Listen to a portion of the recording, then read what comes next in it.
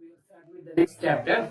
अथातो vranasravavijnana अध्यायं व्याख्यास्यामः यथोवाच भगवान् धन्वन्तरिः त्वं मांसशिरास्नायुअस्थि सन्धिकोष्ठमर्माणि इति अष्टौ व्रणवस्तूनि अत्र सर्वव्रणसन्निवेशः. Vranavastu is a very specific word used by Sushruta. In some context, that Varnavastu is used as to mean as the scar, but in this context, Vranavastu is the adhisthana, the location where the wound is. So a wound has to be assessed whenever there is a wound coming in. You have to assess. The first of the thing is the plane of the wound, whether it is deep or superficial. Now, depending upon the depth and the possible tissue involvement, Sushruta has classified that wound location as a tvaka, that's the skin and the subcutaneous tissue, mamsa, the subcutaneous tissue, sira, the vessels, vascular injuries, snayu, the muscular and tendon injuries, asti, the bone injuries, and sandhi, of course, the joint, costa, abdominal or visceral injuries, injuries of the viscera. Marma is a very unique concept where you have multiple organs and involvement of the multiple organs which can result in fatal complications. So this way, a wound has to be assessed based upon the tissue involved. That's the first of the assessment. तत्र आर्थिकवस्तुसन्निवेशित्वभेति व्रणः सुपचरः शेषाः स्वयम् उदीर्यमाणाः तूपचराः. Among these, the superficial wound is relatively easy to be treated when it is limited to the skin and subcutaneous tissue. The others, that's those tissues which have wounds which have a deeper involvement, and particularly if they occur spontaneously, then a deep spontaneous wound is difficult to be treated. तत्र आयतः चतुरस्रः वृत्तः त्रिपुटः इति व्रणाकृतिसमासः शेषास्तु विकृताक्रयः दुरुपक्रमः. Now another method of assessment of a wound is the shape of the wound. Depending upon the shape of the wound, we can predict the prognosis. Among them, the ayatah, the elongated wound, chaturasah, square-like wound, vrittah, circular or triangular. A regular wound is relatively easy to be treated. If the edge of the wound or shape of the wound is irregular, then it's difficult to be treated. Even now, we have a method of assessing the wound as either a tidy or untidy wound. सर्वे एव व्रणाः क्षिप्रं सगुरुहन्ति आत्मवतां सुभिषग्भिः उपक्रान्ताः अनात्मवतां मध्यश्च उपक्रान्ताः प्रदुष्यन्ति प्रवृत्तत्वात् दोषाणाम्. The prognosis of the wound depends upon the potential of the patient, the potential power of the patient. Now, when I say potential power, it includes the willpower as well as the physical condition. Atmaman is not only the one who has a willpower, it's a patient who obeys the commands of the physician and who also has a good physical strength and a healing capacity, as well as the other part of the prognosis also depends upon the quality of the person who treats. Subhishakbhi, a wound which is handled by a good qualified physician, then it may heal. Those wounds which are handled by persons who do not have a proper skill and the patients who do not have a proper physical potential, the wound can become complicated and it can result in involvement of the doshas. Now, when it comes to the question of shapes of the wound, even now, one of the important part of the assessment of the wound is the tidy and untidy. Chaturasrah, triputaka, those shapes. Those shapes which can be easily aligned together or sutured together, edge of the wound can be easily aligned together, they are called as tidy wounds. And those where the edge is so irregular that there cannot be alignment, they are called as untidy wounds.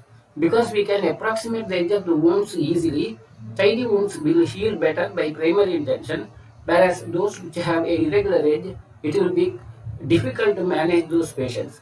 So in such conditions, one of the approach for the management is that untidy edge has to be converted into tidy edge by pruning or maybe cutting. You may have more tissue loss, but still if the edges are regular, then it's possible to treat the wound. So in an untidy wound, you will have to cut the edge and then we may have to prune and then convert it into tidy wherever it is possible. The present day situation, again, the wounds are classified into in the two manners based upon the course of the disease as well as the shape. The course of the disease, acute wound, where there is no contamination and the tissues are still healthy, the edges of the wound are healthy, like a surgical incision. Whereas chronic wounds, where the process of repair has been already started but not going well, and there is a fibrosis. That's usually a wound would heal by primary intention by 1 week, but primary intention is a healing by the same type of the tissue which is involved. Suppose if a wound heals by this development of the skin and the adipose tissue in this kind of a situation, then we call it as a primary healing. If there is has to be a fibrosis, then it's a secondary healing. The factors which require or which make the primary healing possible are: one is the approximation of the edge, the gap between the wound edge should be lesser, and then the next factor is the hygiene of the area, vascularity, blood flow to the area, the other factors which support the healing. Whereas secondary healing or chronic in some situations, one the major important issue is when the wound edges cannot be approximated. And the one of the most important reasons for non-approximation of the wound is the shape of the wound. And at the same time, if there is contamination, if there is a poor blood supply, in all these conditions, there will be a secondary healing and sepsis, of course. Now, the present day classification of the wound is almost same as what Sushra has said. Now, once the complications occur, the complications are identified by the clinical observation of the wound. So, the whole important gist of this chapter is the clinical observation in the wounds as such. तत्र अतिसमृद्धो अतिविवृतः अतिकठिनः अतिमृदुः उत्सन्नः वसन्नः अतिशीतः अत्युष्णः अनगन्धः अतिगन्धः अत्यर्थदाः पाकरागवेदनवानिति पित्तेन शेषाः कफेन उन्मार्गी मुखात् मुखान्तरवान् उत्सङ्गः कोटर इति चक्रः कृष्णरक्तपीतशुक्लादीनां वर्णानाम् अन्यतमवर्णः भैरवः पूतिमांसशिरास्नायु प्रभृतिपूर्णः पूतिपूयाश्रावी उन्मार्गी उत्संगी अमनोजदर्शनगन्धः इत्यर्थम् अत्यर्थं वेदनवान् दाहपाकरागकण्डूषोः बिडक उपद्रुतः अत्यर्थं दुष्टशूलिताश्रावी दीर्घकालान् बन्दी चेति दुष्टव्रणलिङ्गानि तस्य दोषोच्छयेन षट्त्वं विभत्य यथा स्वं प्रतिकारे प्रयतेत. Now, those shapes of the wounds by which you can make out are the Sushruta has given a beautiful description of the possible alternate shapes as such which can result in the complications.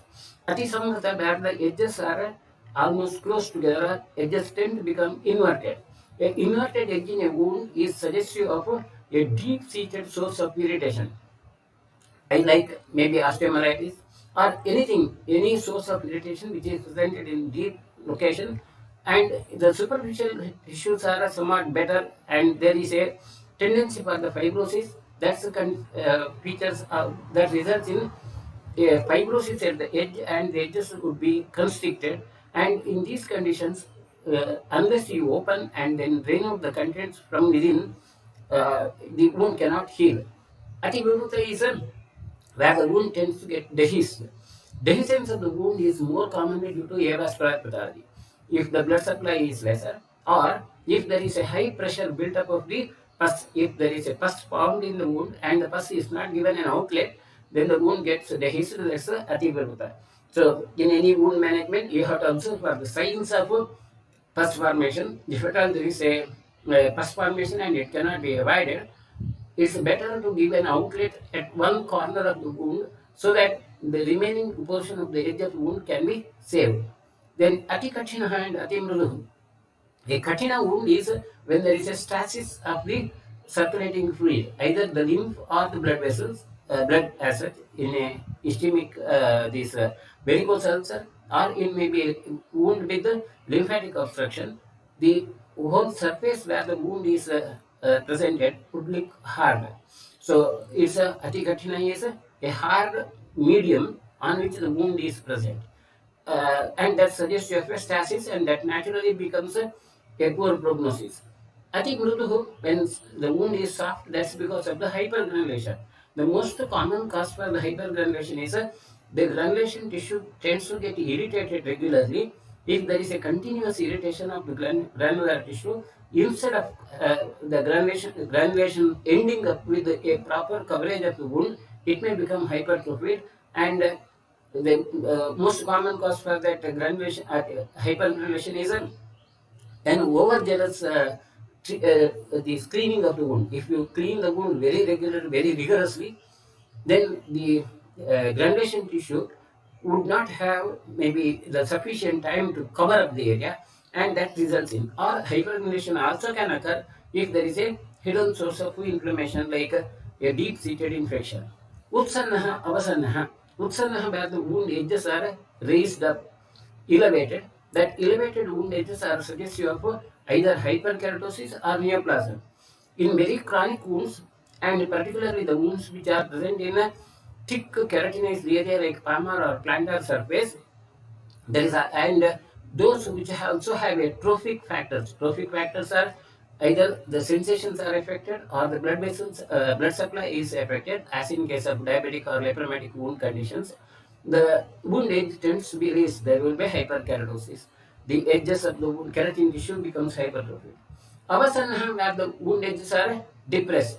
Depressed wound edges also could be suggestive of a deep-seated infections or source of infection, or it also can occur if the healing is poorer, course of the healing is poorer, patients who have a poor healing capacity.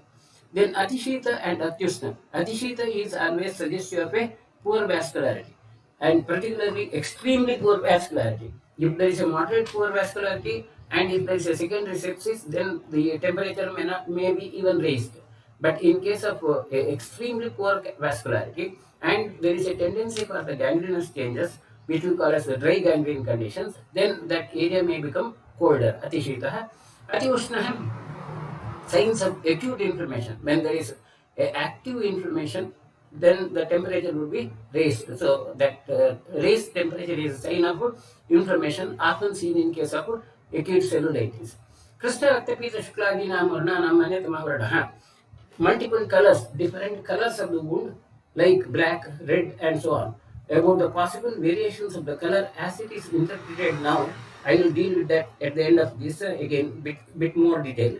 But most of the times, the color of the discharge would be suggestive of the organism which affects the wound.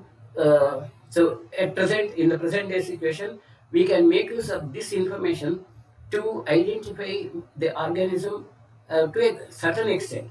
At the same time, the color in the wound also can be changed due to the presence of other contaminants.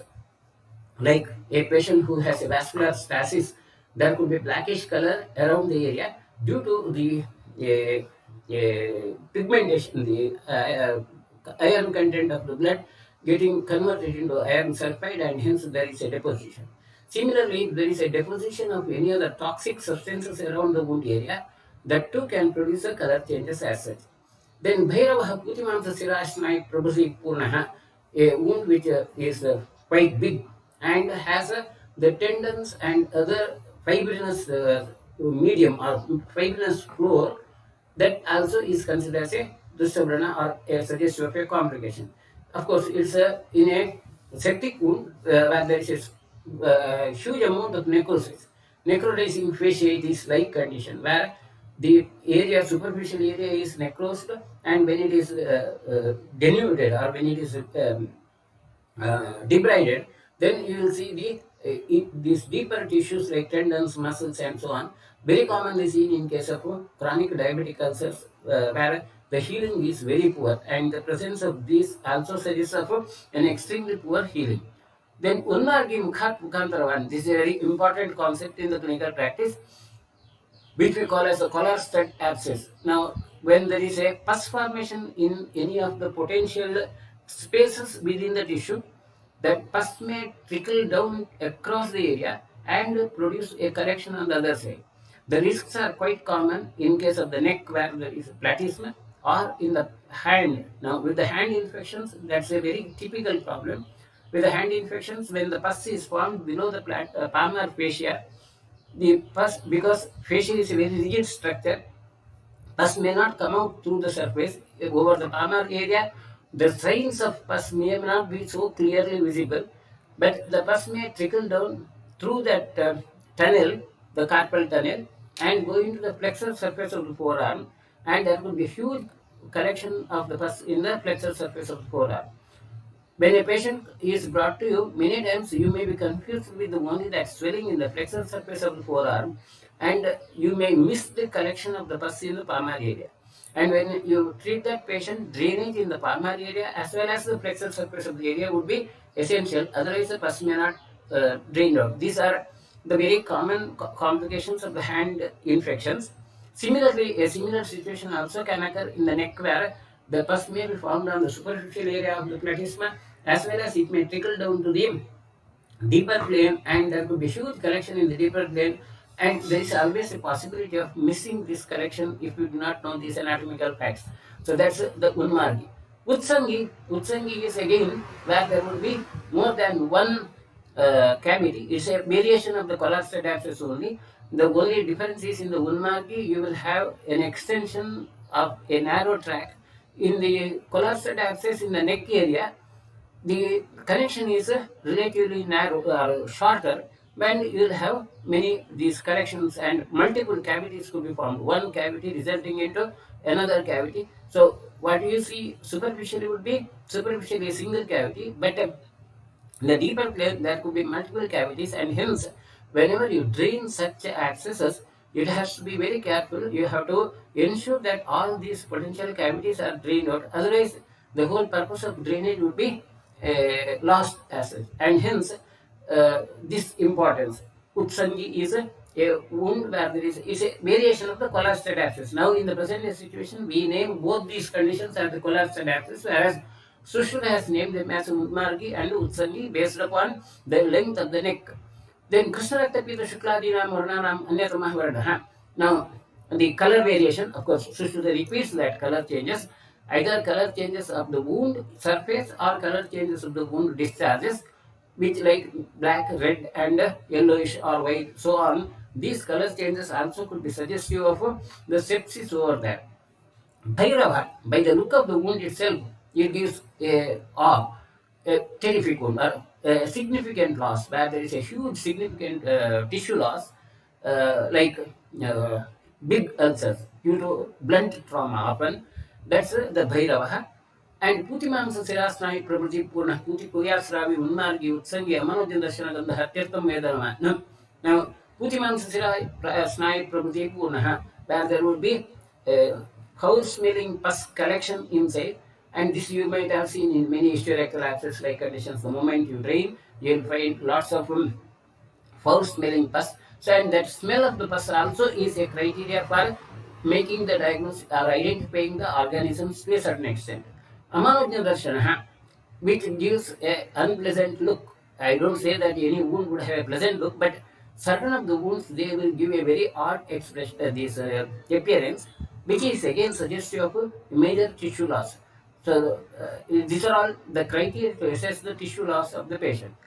Pedocopatruta, what we call as a marginal ulcer, a wound which has become very chronic and doesn't heal, then there could be a neoplastic change. The granulation tissue, which starts proliferating for the sake of covering up the wound edge, may continue to proliferate without control, and it can result in neoplastic changes, which we call as marginal ulcers, which is also considered as precancers, and later on it may result in malignancy cancer conditions too. Dusta Shobita Sravi Dirghakaran Bandita, the wound which tends to produce more of bleeding and also continues for a long duration. This is a very typical evidence of the malignant change.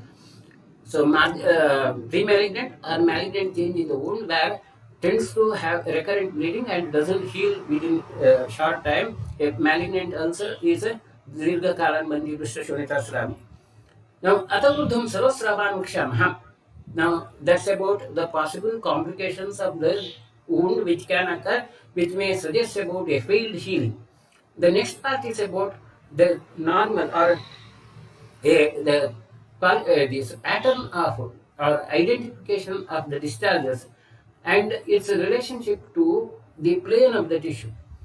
Now, तत्र घृष्टासु छिन्नासु वा पक्षु स्फोटे भिन्ने विदारिते वा सलिलप्रकाशभवते आस्रावः किञ्चित् विस्रः पीतावभासश्च. When the wound is limited to tvaka in the sense skin as well as the adipose tissue plane, and particularly if the wound is not deeper, it's a superficial abrasions like wound, in that situation, the discharges would be of colorless fluid.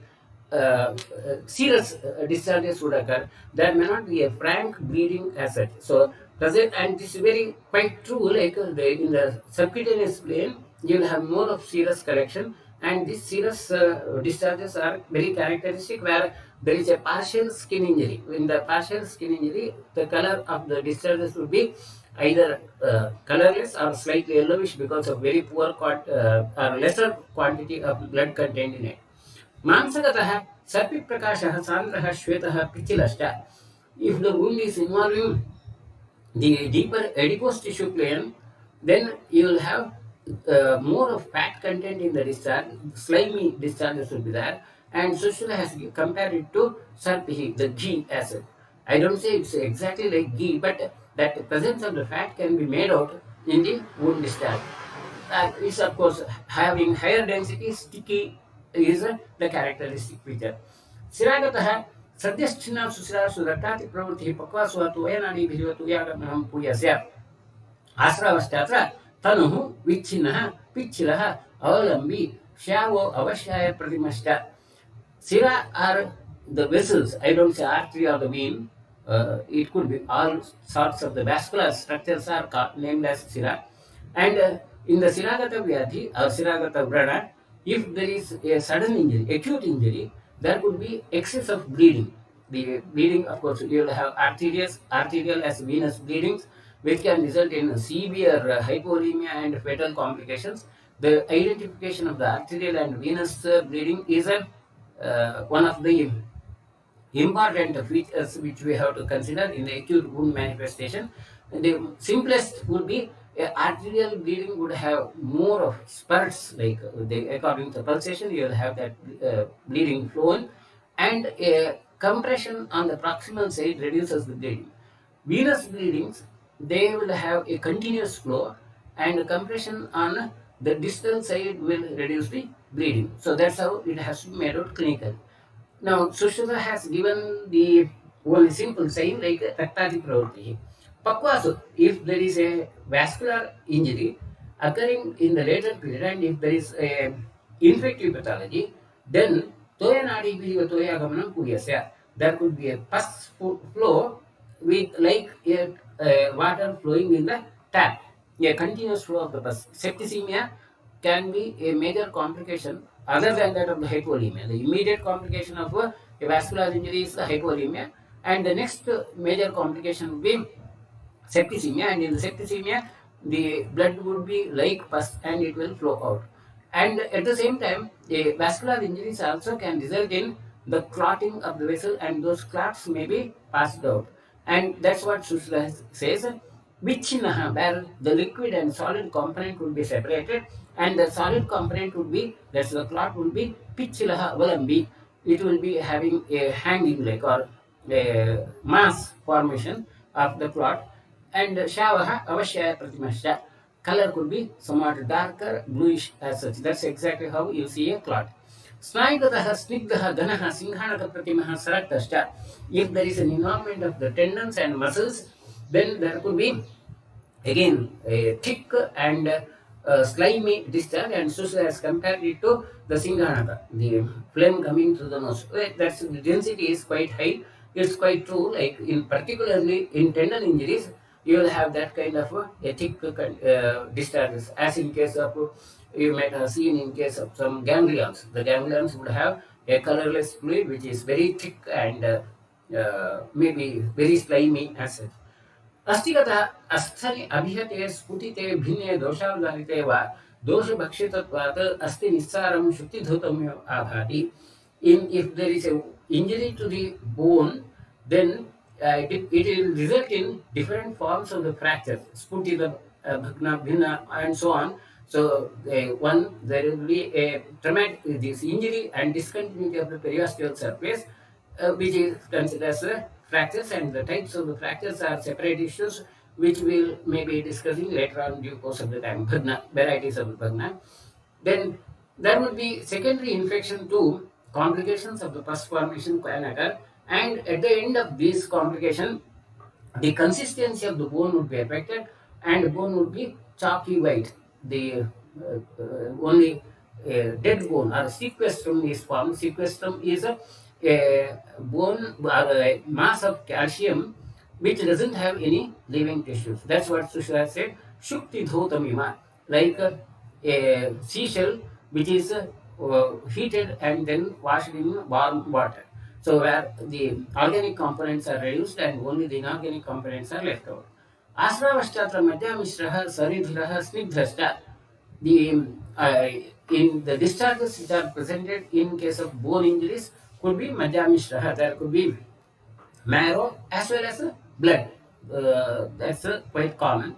Sandigata pidyamanona pravartate. If there is accumulation of the fluid in the joint, then only when there is a compression it can flow out, otherwise it doesn't. And it can flow out only when there is a movement, like akuntana prasarana unnamana vinamana pradhavana utkasana pravahadesha. By compression about over the joint area, the flow doesn't occur. But when you make the joints move, then there will be the discharges flowing out. If there is a connected sinus connected to the joint space, and it's one of the important clinical signs even now. Asravashchatra pichiraha avalambi sarudhiraha unmachirashcha. The discharges will be thick, and even there could be blood stain, and most important there could be foamy situation because of the joint movement, particularly big joints as such, like any synovial joint. If there is accumulation of the fluid in that, during that rapid movement you may have the foamy contents coming through due to the bubbles formed due to the air flowing in. Kostakataha, if there is involvement of the viscera, asam mutra purisha puyodakani sravati. There would be contents of the viscera, like the food or maybe the fecal material or the urine, depending upon the visceral organ involved. So flow of the contents through the wound is a sign of involvement of the viscera. Marmagatastu twadadishu avardhata na uchyate. Marmagata, those wounds which involve the marma, they are described in the marma sharira chapter, the signs, so they are not described in this context. तत्र त्वगादिगतानां आश्रावाणां यथाक्रमं पारुष्य Shaw अवश्याय दधि मस्तु क्षारोदक मांसधावन पुलाकोदकसन्निपत्वानि माताद् भवन्ति पित्ताद् गोमेदक गोमूत्र भस्म शंख कषायोदकम् आध्वीक तैलसन्निपत्वानि पित्तवत् रक्त अतिविस्रक्त्वञ्च कपाद नवनीत कासीस मध्यापिष्ट तिल नालिकेरोदक वराह वसा सन्निभत्वानि सन्निपातात् नालिकेरोदक एर्वारुक रस ऐर्वारुक रस कांजिक प्रसाद दारुक दारुकोदक प्रियंगुफल यकृत मुद्गयूष सवर्णत्वानि इति. The color of the discharges also can vary according to the doshas involved. When there is involvement of vata, you will have either bluish color and relatively dry, or it may have an appearance like that of the curds, dadi or mastu, so on. So the characters will be, there will be lesser slimy content, more of amorphous content in a wound or discharge. That's considered as a sign of vata. When the pitta is involved, it produces more of blood and dark colors and having a tendency to smell. So gomedaka, gomutra, bhasma shankha, etc. That's the consistency could be of difference in nature. Kapha, in the kapha, and of course in raktaja drushti, the same features are that of the pitta. Along with that, there will be more of foul smell. Then kapha, the color would be of a relatively paler color. And Sushil has given examples like the casis or madhyapista, etc. That's bluish or greenish color and comparatively pale color, and consistency would be thicker, and there would be more of oily contents. Sanipata, in case of the sanipata, again the quantity would be more and the color would be of multiple color, thick consistency. From the present point of view, the consistency and color of the discharge depends more upon the infecting organism than really the tissue. That's what we know from the current methods as it. Now, this again concludes the same issue. Pakvashayat asadhyastu pulakodakasanibah ksharodakanibastravo varjya raktashrayat savana amashayat kalaya ambhunibhascha trikasandijah Sravan, Hetan, Pariksha, Ado, Tadak Karma Atare Vishaka. Now, certain of the specific complications which are seen are if there is a visceral wound involving the intestines, and if there is high density discharge, that's suggestive of the chyle flowing through the wound, which is then it's considered as asadhya. So, a injury to the proximal portions of the intestines where the chyle may flow out, that's considered as asadhya. Of course, now with the surgical facilities, they may be still be cured to a certain extent, but it results in more complications. Treatment is difficult. If there is involvement of raktasha like liver and the spleen in case of the visceral injury, and if there is a Sharodakanibaha, a relatively non-coagulated blood flowing through larger quantities, then also it suggests a poor prognosis. Of course, in case of the spleen and liver injuries, the major complication is a huge blood loss, and the tissue being spongy, it cannot be sutured properly, and managing that itself is a very complicated issue. Amashayat kalayambhuribhashtatrikasandijah. In case of development of the amashaya, the stomach or proximal portions of the gastrointestinal tract, if there is a watery discharge, kalayambha, grayish watery color discharge, that's also suggestive of a poor prognosis. And hence, that the discharges and its consistency and color has to be appreciated. Now, as I told you about the color of the pus and colonizing organisms, to a certain extent, this is what we can make use of in the practical clinical field. See, when a patient comes to you and there is a septic complication of the wound, it may not be possible or it may not be practicable to go for the culture and sensitivity study in every patient. And majority of the cases, you may have to start with the treatment before the report comes in. So, in such a condition, to a great extent, I don't say that these features are very accurate, but to a great extent, by identifying the color as well as observing the smell of the wound, which many times during the rounds I have discussed about these issues with the people. Now, you may identify the organism to a great extent, and you may plan about a specific antibiotic management too, but this method is not as accurate as that of a culture and sensitivity test, and it cannot replace that, but it can supplement. And the color would be, in case of streptococcus, the color of the discharge would be somewhat whitish, and the smell would be some rotten egg-like. Staphylococcus, the color would be yellowish color, and often golden yellow. Pseudomonas, it will have a greenish color. In majority of the wounds in our body, you may see these Pseudomonas infections quite commonly. Corynebacter tends to produce a blackish and reddish discharges. Proteus, it's also very black color, and of course the smell also, there will be a fecal smell. E. coli, again it produces blackish and reddish spots and discharges, and that too would have a fecal smell. Actinomycosis is very characteristically known to have a sulfur granule-like appearance, and the discharge would be of that. Clostridium would be having bubbles and a dark flow of the blood. Now, if you maybe we have not gone for the this culture test. If you do the culture test of the patient in 205 now, then who is having that cellulitis, and if you have seen that patient on the day one before the bandage was done, then you might have seen there is a comparable features to this, and that's a suggestion of a Clostridium gram-negative virulent infection as such. Now, even when you send the specimen for the culture and sensitivity study, the major fact of the identification of the organism would be by the looking at the color of the culture. Of course, there will be a microscopic component too, that it will be studied under microscope. The appearance and the color of the colonies which are produced are the major criteria in microbiology lab. If you go to the microbiology lab, you can see that the shapes of the colonies would be either flat or maybe raised or maybe a curved appearance or maybe polymate, like where there could be multiple elevations and so on.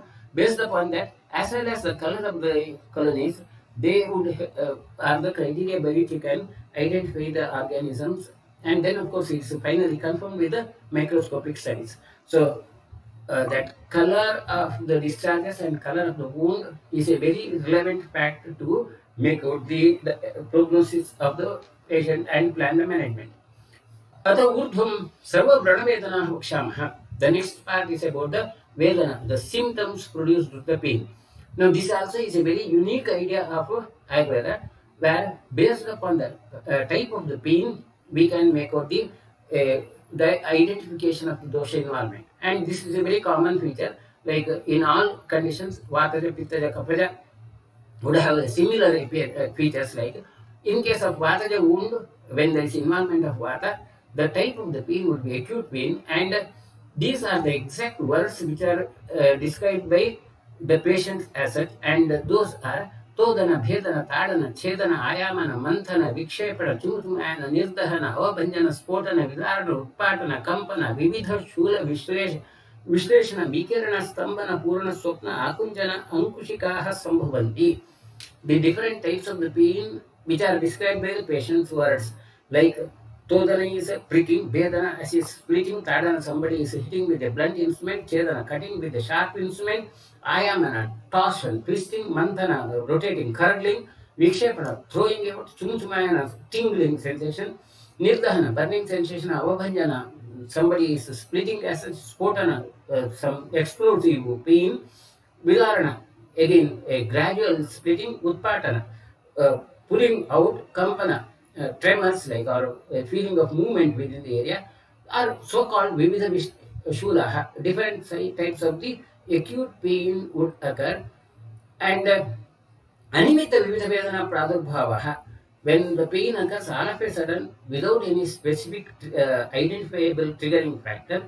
Muhurmuhu yatra agachanti vedanam sheshaha, when the pain is not consistent, continuous, but when it occurs repeatedly, these are the signs of Vata. When there is involvement of Vata, you may have that different sorts of the acute pain which occur repeatedly at unpredictable intervals. And you will see such patients all up in the bar. If you observe and if you take the history, you will see many such patients who complain of the pain occurring suddenly. Then Oshajosha Parilaha Dhumayanani, Yatra Gatam Angara Avakirnamyo Pachate, Yatra Ushma Bhikshate, Kshara Siktabacha Vedanam Shesha, Tam Vaitikamit Vidyata. When the total temperature, local temperature is raised and the patient would have a burning sensation, that's considered as the Paitika. Pitta Rakta Samuthamti Janiyata. Raktaja Vyadhi also would have the same features as that of the Pitta. The patient in 205 again, which I have referred earlier, he has similar categories, and most of that would be of Raktaja Lakshanas or Chidosha Lakshanas. Gandu Kandu Gurutvam Suttatam Upadeha Alpavedanatvam Stambaha Shaikyam Jetram Shlaishmikam is the other. When there is more of itching and relative lesser pain, less intense pain, and there would be more of heaviness and numbness or at times loss of sensation, that's suggestive of the kaphaja. When these combinations of these symptoms occur, that's a sanipatika. Now, we coming from assessing it from the contemporary science point of view. In the contemporary medical science, what we know is only part of the scene. The one part of the scene is not understood by the contemporary science. Why the pain is produced? Whenever there is a tissue injury, the tissue amines which are released, different size of the types of the tissue amines which are released, they would activate the nerve endings, and these nerve endings, they will have an action potential, and then that's interpreted as the pain. Now, the character of the pain can vary, one based upon the tissue amines which are released, and the other would be how the sensation is perceived in the higher area, higher center. But one major component is the mediators of inflammation, the cytokines, which are released there, and the nature of the pain would be of different character. And this fact is known, but it's not utilized practically in the clinical field. We know about certain of these mediators of the inflammation, and they are mainly the mediators of inflammation which could be produced at the local site or which could be produced from the other area, the liver as the major area, and those Among them, again, I will not go into all that detail. Among them, one important, in case of injury, tissue injury produced due to trauma, I will limit only to that. We will not go into all the details of the cytokines. Only a few of those cytokines we will refer to that. Among them, one is the serotonin or 5-hydroxytryptamine. Now, this is presented in the tissues. It's already present in the cells. Whenever there is a tissue injury, it can get released and then produces the first function is a vasoconstriction. It produces the constriction of the area where it is released. Contents are more in platelets and certain neuroendocrine cells also, like gastrointestinal tract. And it's also a neurotransmitter in some areas. But once it is released, it produces a acute pain in the area. And typically, these symptoms, which are all those conditions where more serotonin is released, and very often the simplest when it comes to question of wound, I will not go into the other areas. When it comes to question of wound, a sharp injury, when there is a cut as such, or a prick with a needle, it's a major. Of course, all varieties of the tissue amines may be released, but the major variety of the tissue amine released is the serotonin, and it produces the pain which resembles that of the vata. Acute pain would occur. I don't mean to say that serotonin is vata, that's not the purpose, but a situation where more serotonin is released, it presents with the features of the vata lakshanas. Histamine is another of the major tissue amine, which is most present or present in mast cells and is a richest source. And whenever there is a injury, and most of the times the injury is a chemical injury, chemical mediated injury, like what we call as the allergy, it results in release of the histamine. And of course, many times the physical injuries also can result in the histamine. And whenever the histamine is released, the major symptom would be itching, which you might have experienced many times. Some of these insect bites, mosquito bites, or when you come into contact with some irritant substances, like certain leaves, kapikachu and etc., you will have more of itching. That's because more histamine is released. So in all those conditions where the histamine is released, that is presented with the symptoms of kapha. Another variety is that of the prostaglandin. And the prostaglandin is also presented in the macrophages in large number. And whenever there is a release, the major function of the prostaglandins is facilitating the phagocytosis. So phagocytes come to the area and they tend to engulf the source of infection. And during this phagocytotic movement, the phase of inflammation would be rapid, and it always results in the signs of inflammation like increased temperature and formation of the pus would be the next stage. Now, this is exactly the features of the pitta. The important is contemporary science knows about these facts, but these are not utilized in the therapy. Whereas Ayurveda has an opportunity of making use of these in the therapy, and this needs to be highlighted. This is our strength. Our strength is making use of these variations of the body reaction to the injury as a used for the therapeutic planning is Ayurveda strength as such. So we'll stop at that level now, and we can have more and more of this discussion in due course of time whenever there is a more opportunity. The color of the wound. Now, whatever the color we have discussed earlier is about the color of the discharges or the debris. Now, color of the wound surface is the next feature. Basma kapota astivarnaha parushaha arunaha krishna iti martajasya नीलः पीतः हरितः श्यामः कृष्णः रक्तः पिङ्गलः कपिलः इति रक्तपित्तसमुच्चयोः श्वेतः स्निग्धः पाण्डुः इति श्लेष्मजस्य सर्ववर्णोपेतः सन्निपातिकः. During the healing of the wound, the tissue may have different color, and that variation in the color also is sign of involvement of the dosha and can also predict the prognosis. When there is a tendency for having a blackish or a tendency for darker color, that's involvement of the vata. When there is a tendency for a yellowish color or blackish tendency, that could be involvement of the pitta. When there is a relatively whitish or paler color, that's involvement of the kapha. न केवलं व्रणेषुक्तः वेदना वर्णसङ्ग्रहः सर्वशोफ विकारेषु व्रणवत् लक्ष्येत् विषक. These formulas about the color and the symptoms of the vrana need not be limited only to the wound. It could be applied in all disease conditions. Now, assessment of the color of the wound is a very important parameter now to assess the course of the wound. The gradual color changes which can occur in case of a wound would be when there is a tendency for a blackish at color, necrotic, vata. When there is a yellowish, that's a suggestion of the slough, a secondary infection, and it tends to have a reddish color, that's the involvement of the pitta. And then during the course of the healing, you will have the kapha. And this is true. We can identify these stages in the majority of the wounds of the stages of vata involvement, kapha involvement, pitta involvement. Usually, in a usual course, the initial stage will be vata, then you will have a phase of pitta, and then will be kapha. Not necessary that in every patient the same sequence may be maintained. The sequence may be altered in many patients due to other factors, and hence we have an opportunity to change that. Now, majority of the new developments, if you look at the lots of research articles about the wound and wound healing, the assessment of the color and size of the wound is one of the very important parameter for the assessment. And now lots of apps are used, mobile apps are used for study of the wound's color and color changing, and they are also used many in thesis work also, and many of these available for a free trial too, so you may use them. One of the this one which is used is Imito, which we have in many of our students thesis also is used like. So that's one. Different types of now apps are available, softwares are available, so color assessment can become more accurate than what Sushil has said with the technology. So adapting this technology is really the same purpose of what Sushil has suggested. Now, another major development, new development which occurs, which has been seen in the wound healing is the bandages which are used for the wound.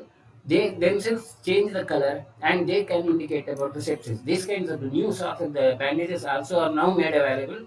So, if you apply the bandage, depending upon the organism, that bandage changes the color, and by that you can make out. So these are the new developments based upon the color issue. So I don't say that whatever Sushruta has said is exactly the same, but the Sushruta's observation of the color changes are the stimulus for that kind of study. With this, we conclude. It is Sushruta Samhitayaं Suprasthane vranasravavijnana0306. Clinical assessment of wound involves study of depth, intensity of the tissue damage and health status of the tissue. Discharges and color assessment are necessary to evaluate the dosha visheshan, and they can be applied in practically. Now, with this we conclude. If there are any questions, there is one question. So, based on the organism, should we change the Ayurvedic management? No, not at all. Our Ayurvedic management is not for the organism, but identification of the organism can help in predicting the course of the disease. So one of the important thing would be whether there is a need of supplementing the contemporary medicine or not. See, many of those conditions which are considered as asadhya by Sushruta, if you follow only Ayurvedic treatment, it will be asadhya. So if at all you are interested in treating that patient, you may have to make use of the contemporary science. So in my practice, I would use these observations to use whether to decide like whether there is a need of supplementing with an antibiotic or not. So that's all the point. But it's not about changing Ayurvedic treatment as such, right? Sorry, that's clear, no? Right. If there are no questions, we will wind up. Okay, we'll stop at that. And one announcement is not 7th Tuesday, I will not be able to engage the class. So 7th Tuesday will be out. I have some other commitment. Okay, right. With that, thank you.